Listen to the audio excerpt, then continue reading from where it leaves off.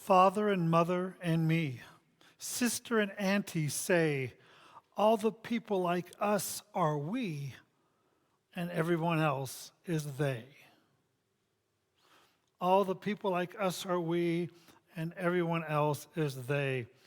And it starts off with father, mother, me, sister, and auntie say. From the poem by Rudyard Kipling, We and They. I saw this quoted, it was talking about family. WebMD.com.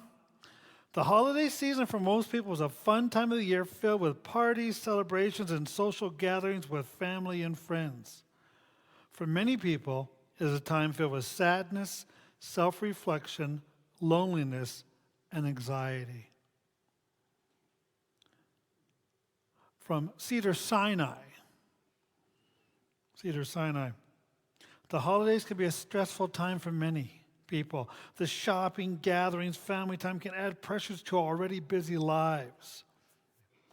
Feelings of isolation and loneliness also tend to be heightened during the holidays, especially for those who have recently lost a loved one, or those who don't have a strong network of friends and family. On the issue of family, I want to start off by saying family is, in one sense of the word, it makes very clear sense. I'm not trying to redefine the word. You grew up in a household and a bunch of you under one roof. That was your family, most likely. In my particular situation, it was my family, but being adopted, I'm not genetically connected to any one of those people in that house.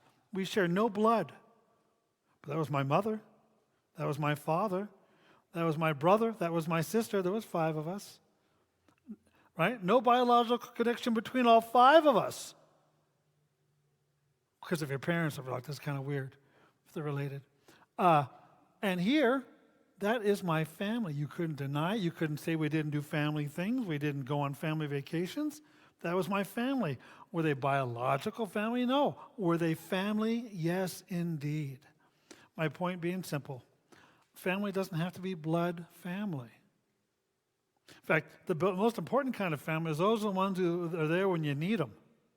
In fact, even we'll go a step further. They're the ones that show up even when you don't want them to show up, but you need them. You just don't know it yet. That's family. And it doesn't have to be someone who shares the last name as you. And our verse today was about the church getting together. What happens in a church setting? Family. Family. People you can count on, trust, people who call up and see how you're doing.